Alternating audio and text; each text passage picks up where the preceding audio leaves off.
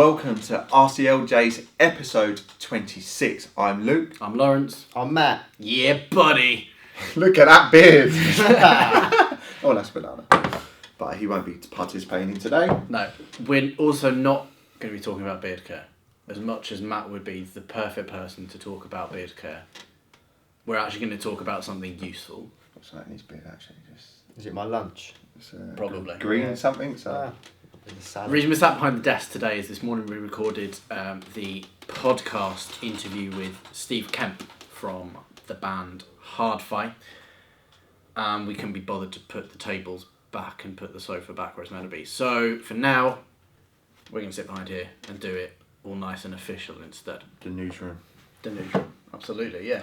We're going to have proper newsroom. So, who is Matt? Matt, do you want a little bit about yourself? I'm Matt. I'm 23. Work shift work for the police in London, and currently a member of SBS. Have been for what must be just over 2 years now. Yeah. I think I've only made gains on my legs, but you know you can't see his legs under the table. But don't really want Johnny huge. Bravo look. No. Yeah, work shift work, and really enjoying my time with SBS and in the office today with these fine gentlemen. Absolutely. So when you say shift work for the police, you are actually policemen? Yeah. So working shifts in a car, on the beat? Yeah. Yeah. Basically. Okay, in summary, cool. yeah. Just to clarify, When Matt... Luke is now going to run out and run away because he's wanted. Well, on so many... So not many. in this country, other ones, but they're fun. When Matt actually started, he wanted to get like more physique, didn't you? Yeah, more physique, competition, try and build up some muscle. Some muscle. You have got bigger though. I have got bigger. His legs are just like, you can look at. His legs are the size of me. Yeah. Yeah. But we're dressing the upper body. Like slowly, it is what it but is. surely. Don't know, we've got a dodgy shoulder, but we're working on it. Definitely. But yeah, we wanted to get Matt on today because he wanted to do physique, and then I think, what changed your mind? Changed mind was that people get impatient with physique. So after about a year or so, they may not see the results they want, so they try and find other routes to do it. And my other route was purely competition. So you thrive on competition, you get that adrenaline rush. That's when I looked into powerlifting. I knew I had a good base of strength in my legs, so I spoke with Luke and sort of told him that I was going to do powerlifting. And I was like, I've never programmed for a powerlifter. Never. This should be fun. Yeah. So you've done well, haven't you? Where have we? Basically been competing for about 2 years now with the BDFPA. I think, I can't remember, last year I did single lifts, deadlift. I think my max is 202.5 at under 75 kilo body weight, which... And your age, junior category? Yeah, 22 junior category. And you always get a trophy because you're the only policeman. Yeah. Which is good. And I think I just enjoy doing squat, bench and deadlift more than I have done the bodybuilding. But obviously, again, it takes time to build up the strength and the power. And next competition is going to be the World Championships in Ireland this November. Full power. Whereabouts in Ireland? Oh, no, you're asking. Somewhere over the west of Ireland. I thought it was Dublin.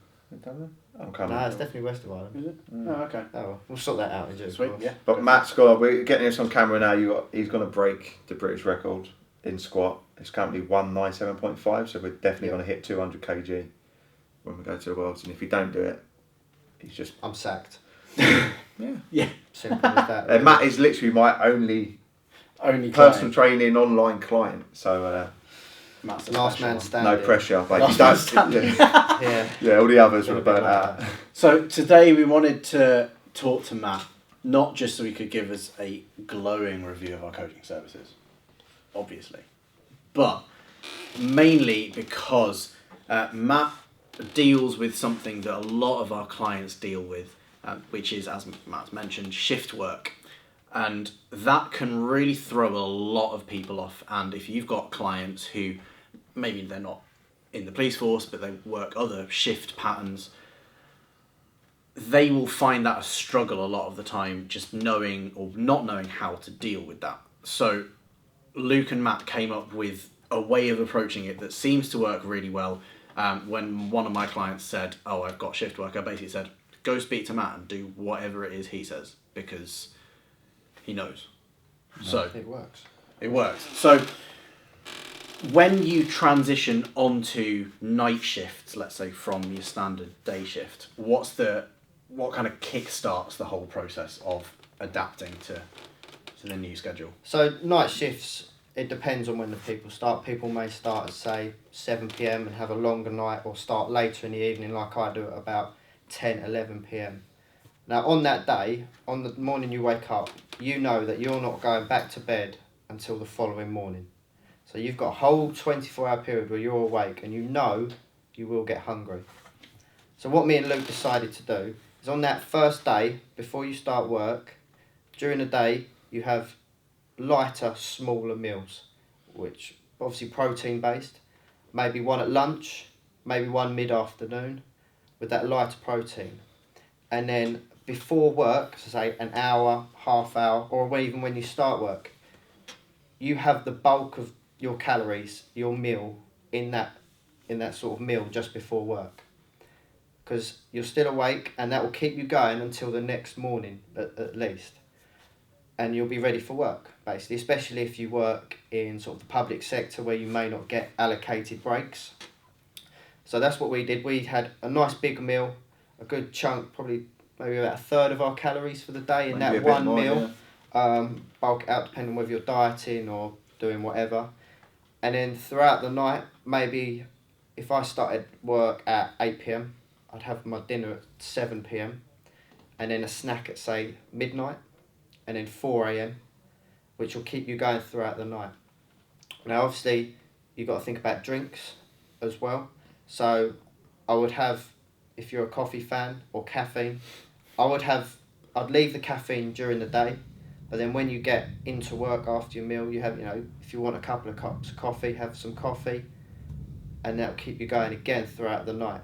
So you're doing your all-nighter. Now in terms of the snacks overnight, you'd be looking at, again, protein-based, carbs, some fruit, whatever you fancy, whatever fits, whatever you eat really. You have that throughout the night, and then that will keep you going until the morning.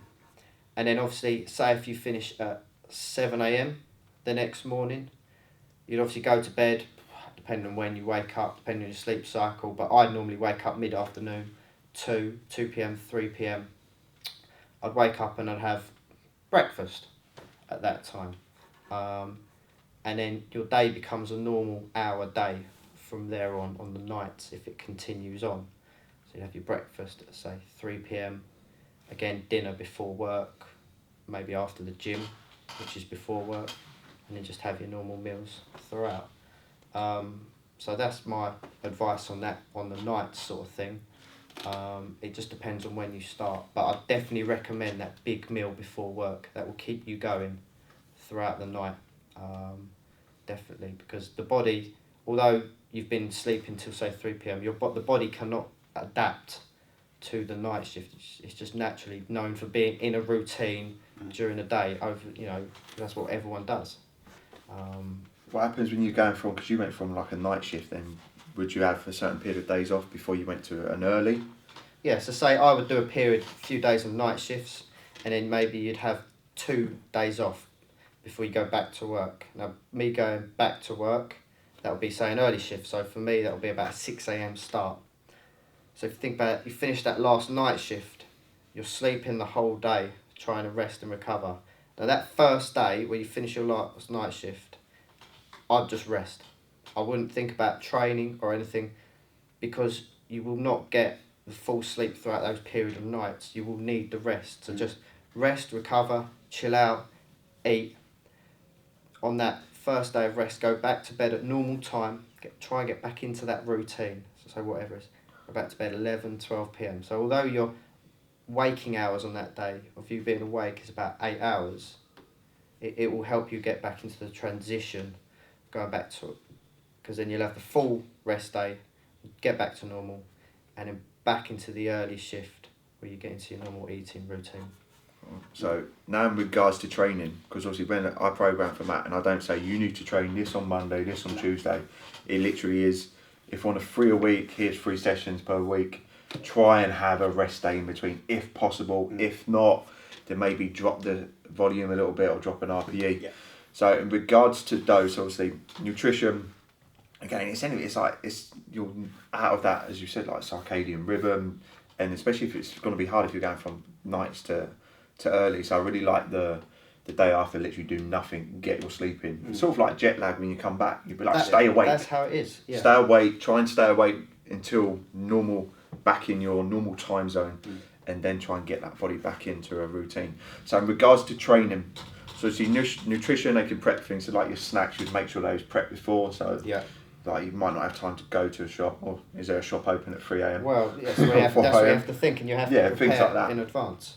So in regards to your training, obviously, what are your sort of tips for people to be consistent with their training? Because most people would probably, nutrition probably suffer, but they'd probably be like, oh, I haven't got the energy to train. So what is it that you do? I think with shift work, we're not talking sort of like 14, 15 hour days where you get up early and you finish late night. We're talking there's days where you get up at 5 a.m, finish at say 3 p.m, and then the next day you do like a 2 p.m. till 10 p.m, then maybe some night shifts. Obviously you've got the transition period there.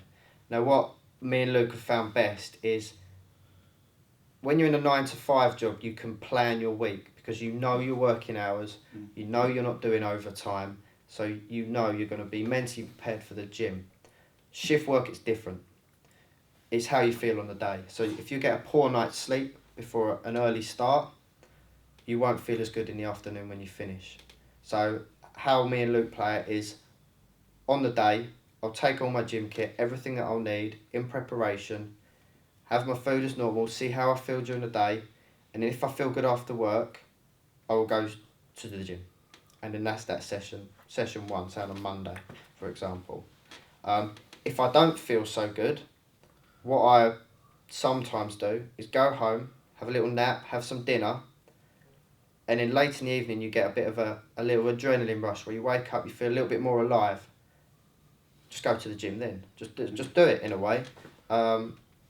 Powerlifters sessions are a little bit longer, so maybe harder, but if you're doing other routines, bodybuilding, CrossFit or whatever you're doing that won't take so long, then that's a good time to go, depending on how you feel. If you feel up for it, go. If you don't, it's fine, don't worry, just go the next day.